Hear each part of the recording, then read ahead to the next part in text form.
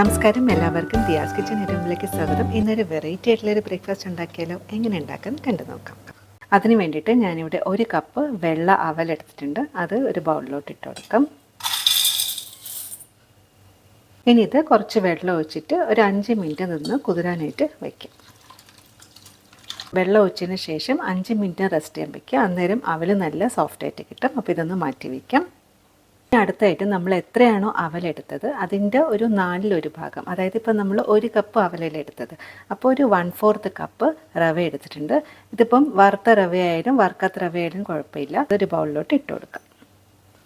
Same അളവിൽ തന്നെ കുറച്ച് തൈരും കൂടി ചേർക്കാം. ഇനി റവയും തൈരും കൂടി നന്നായിട്ടൊന്ന് മിക്സാക്കി എടുക്കാം. ഇത് കണക്ക് നന്നായിട്ടൊന്ന് മിക്സാക്കി എടുക്കാം. ഇനി അടുത്തായിട്ട് നമുക്ക് ഇതിനാവശ്യമായിട്ടുള്ളൊരു ചട്നിയും കൂടെ തയ്യാറാക്കിയെടുക്കാം. അപ്പോൾ ഞാനിവിടെ ഇന്ന് ഉണ്ടാക്കാൻ പോകുന്നത് മല്ലിയില വെച്ചിട്ടുള്ളൊരു ചട്നിയാണ്. കുറച്ച് മല്ലിയില എടുത്തിട്ടുണ്ട്.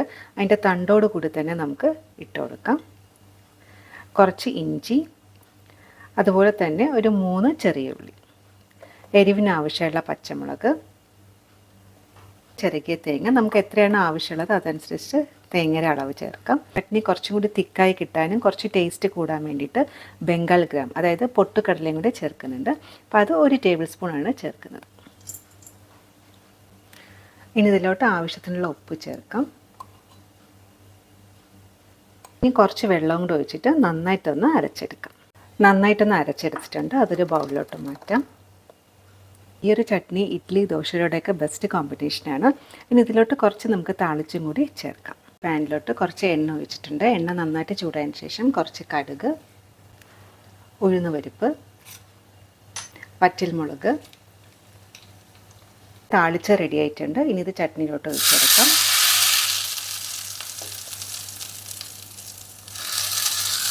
അങ്ങനെ നമ്മുടെ ചട്നി റെഡി ആയിട്ടുണ്ട്. വളരെ ടേസ്റ്റി ആയിട്ടുള്ള ചട്നിയാണ്.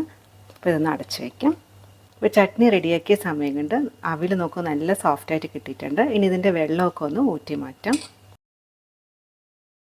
അപ്പോൾ ഇതിൻ്റെ വെള്ളം നമുക്ക് ആവശ്യമില്ല. വെള്ളം പോകാൻ വേണ്ടിയിട്ട് ഒരു അരിപ്പയിലോട്ട് മാറ്റിയിട്ടുണ്ട്. ഒരു 2 മിനിറ്റ് ഒക്കെ ആകുമ്പോൾ തന്നെ ഇതിൻ്റെ വെള്ളമൊക്കെ ഒന്ന് പോയി കിട്ടും. ഇനി ഇതൊരു ബൗളിലോട്ട് ഇട്ട് കൊടുക്കാം.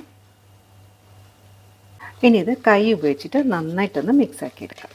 അപ്പോൾ 1 മിനിറ്റ് ജസ്റ്റ് ഒന്ന് മിക്സാക്കി എടുത്തതിന് ശേഷം വെച്ചേക്കുന്ന റവയും തൈരും കൂടി ചേർക്കാം.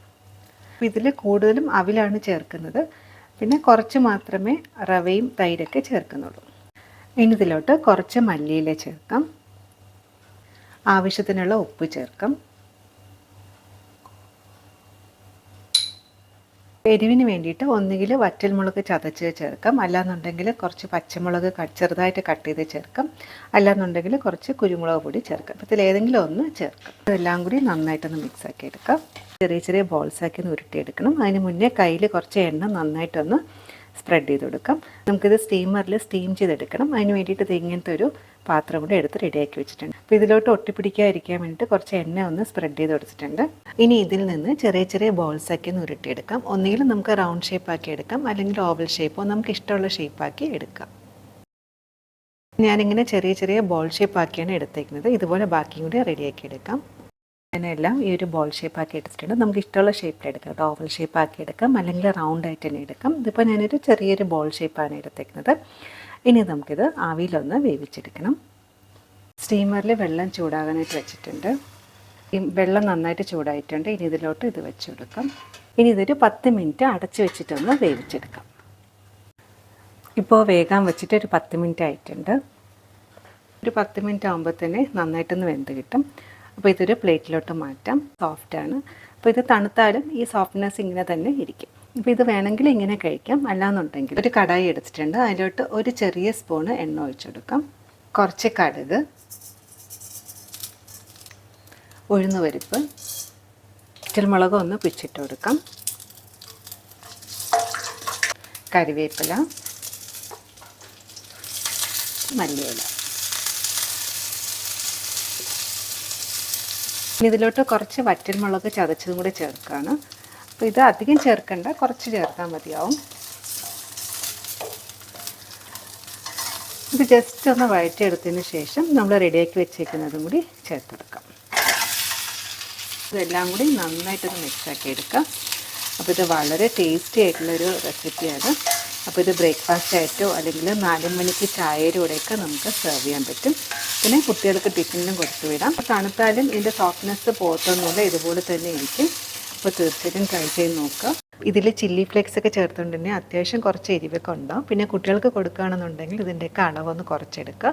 പിന്നെ സ്കൂളൊക്കെ തുറക്കുന്ന സമയത്ത് അമ്മമാർക്ക് എന്നൊരു ടെൻഷൻ ആയിരിക്കില്ലേ കുട്ടികൾക്ക് ടിഫിൻ ബോക്സ് എന്താ കൊടുത്തു വിടാമെന്ന്. അപ്പോൾ ഇതൊരു വെറൈറ്റി ആയിട്ട് കൊടുക്കുകയാണെങ്കിൽ അവർ ഇഷ്ടത്തോടെ കഴിക്കും.